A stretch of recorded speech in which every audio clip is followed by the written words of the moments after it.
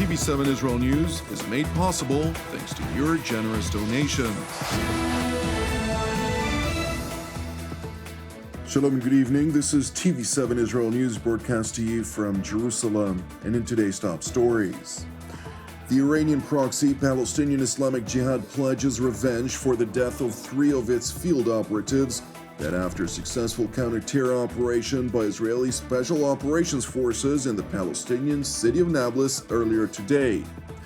Israeli Prime Minister Benjamin Netanyahu asserts that the only way to prevent Iran from acquiring nuclear weapons is to establish a credible military threat.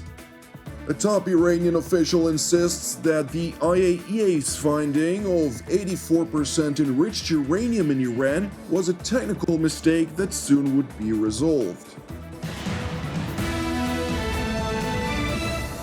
Deadly clashes erupted in the Palestinian city of Nablus this morning as Border Police Special Operations Forces, in cooperation with the IDF and ISA or Shin Bet, engaged 3 wanted operatives of the Iranian-proxy Palestinian Islamic Jihad in a hideout apartment. While surrounding the residential building, the Israeli forces called upon the suspects to turn themselves in. The 3 terror operatives, however, who were responsible for repeated shooting attacks against IDF soldiers in both Judea and Samaria, refused to surrender, and upon the arrival of a group of armed militants who opened heavy fire toward the Israeli troops, the surrounded terrorists joined the already engaged militants in the gun battle. Consequently, the 3 Islamic Jihad operatives were neutralized, and according to Palestinian medical sources, over 40 Palestinians sustained a variety of injuries. In contrast, no injuries were reported among the Israeli forces.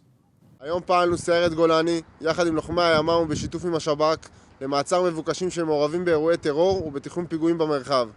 לוחמי הימ"מ נטרלו את המבוקשים אשר ירו לעברם, ואנחנו פעלנו בבידוד המרחב אל מול עשרות חמושים אשר ביצעו ירי לעבר הכוחות. In response to the successful counter-terror operation, the Iranian-proxy Palestinian Islamic Jihad pledged to avenge their operatives, 2 of whom were labeled as senior field commanders in the city of Nablus. It is further important to know that today's operation followed a string of operations throughout the West Bank districts of Judea and Samaria overnight, during the course of which 5 suspected terror operatives were successfully apprehended.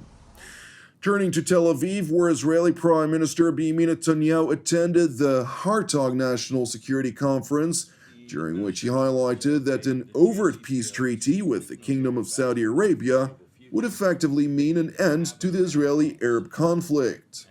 If we expand the circle of peace to Saudi Arabia, then I think we effectively end the Arab-Israeli conflict, which means we work our way not inside out, solve the Palestinian problem. I believe that pursuing a peace that is based on common interest of using Israeli power, military, intelligence, technological, and economic, to buttress local, that is, peace agreements and normalization agreements with our neighbors can help achieve 2 things. 1, it can expand the circle of peace. 2nd, it can serve as a bulwark against Iran. And I think we can have a quantum leap if the Saudi leadership decides that it wants to be formally part of this. Informally, they're part of this. Well, former U.S. Secretary of State and CIA Director Mike Pompeo and former U.S. Ambassador to Israel David Friedman listened on to the Q&A session with Israeli Premier, Netanyahu responded to a question on what should be done if the Biden administration would officially accede to the fact that the 2015 nuclear agreement with the Islamic Republic is completely finished. You had one that's called Saddam Hussein's Iraq. It was stopped by military force, ours. You had a second one that is called Syria that tried to develop nuclear weapons, and it was stopped by military action, ours. There was a third country, Muammar Gaddafi's Libya. It wanted to pursue nuclear weapons, and it gave it up by the threat of a military action, yours. There's a fourth country, North Korea, that sought to develop nuclear weapons, and it wasn't China. By the way, a signatory to the NPTs and all these agreements doesn't mean anything. And they were stopped. They weren't stopped because there was no threat of use of nuclear weapons, of military action. And so they developed this capacity. Now we have Iran. Iran seeks to develop it. It was actually stopped for a year in their program in 2003 when they thought, right after the Gulf War, when they thought that America would take action against them. So they stopped, then converted into a secret program disguised by various civilian so-called research organizations, but they continued. And they've been stopped, or rather slowed down, by various actions that we took and some sanctions that were applied, which are important, which we had to encourage, shall we say, the U.S. The sanctions came about because the Americans were saying this crazy guy in Jerusalem is going to bomb them unless we do something. So that's how Iran came to the table. But then they left the cash on the table and let Iran take did a lousy agreement. Prime Minister Netanyahu went on to stress unequivocally that the only way to thwart Iran's nuclear ambitions is by introducing a credible military threat coupled by crippling economic sanctions. The only thing that has credibly stopped rogue nations from developing nuclear weapons is a credible military threat or a credible military action. You can couple that with crippling economic sanctions, but that's not a sufficient condition. A necessary condition, and often a sufficient condition, is credible military action. The longer you wait, the harder that becomes. We've waited very long.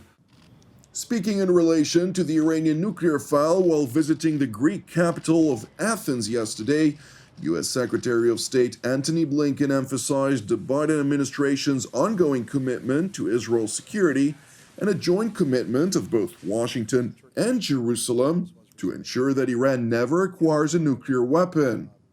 We're committed to Israel's security. We're committed together to the proposition that Iran never acquire a nuclear weapon. That's not exactly news. The President's been very clear that every option is on the table to do that. And we're also working to deepen our cooperation and coordination with Israel, as well as with other countries, to deal with the multiplicity of challenges that Iran poses, including advances in its nuclear program. At the same time, we've also been clear that the Iran nuclear deal, the so-called JCPOA, is not now on the table. We spent many months to seeing if we could revive it and return to mutual compliance. There was a proposal put forward by the European Union some months ago that was endorsed by everyone, China, Russia, as well as the United States, and Iran would not go forward with that.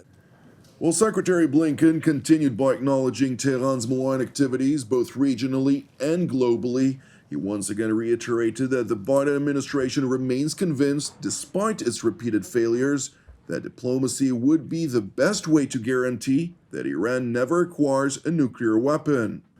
Nevertheless, it is important to highlight a report by the US-based Bloomberg news outlet that was published on Sunday morning, revealing that IAEA inspectors operating in Iran located traces of enriched material of up to 84%, 6% shy from a functioning nuclear weapon, and 4% above the nuclear bombs which on the 6th and 9th of August 1945, near the culmination of World War II, were dropped by the United States on the Japanese cities of Hiroshima and Nagasaki.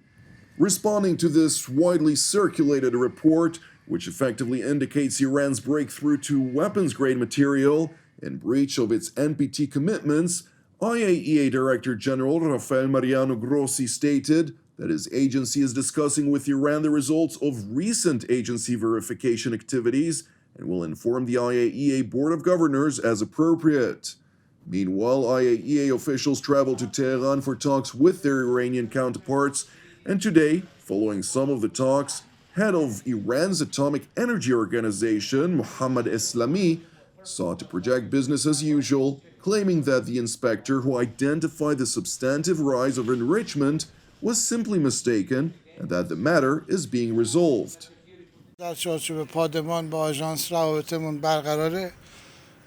برای مواردی رو که بازرس آژانس مطرح کرده بود. مسئولین آژانس در تهران هستند، از دیروز در حال مذاکره هستند، در حال بازدید و بررسی هستند و ابهاماتی رو که خلق شده بود با برداشت ناصواب یک بازرس رفع و رجوع شده و یا در حال رفع و رجوع شدن قرار داره. ما فشارهای سیاسی، جوسازی، مسئله آفرینی ها را کلا بر نمیتابیم. Two senior diplomats who are privy to the investigation and have spoken to TV7 on condition of anonymity referred to the statement by Islami as yet another lie amid efforts to clarify Tehran's nuclear adventurism.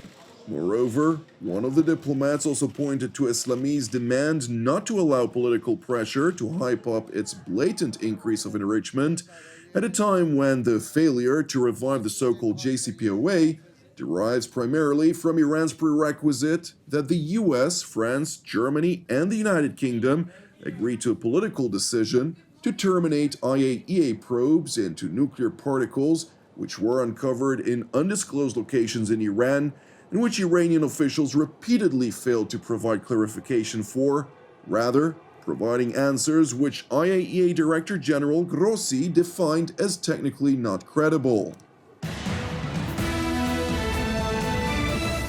Thank you for watching TV7 Israel News. We would like to encourage you, pray for our persecuted brothers and sisters worldwide, as well as for the peace of Jerusalem and salvation of Israel. Jonathan Hassan wishing you an Erev Mevorach, and God willing, we'll see you again tomorrow at the same time.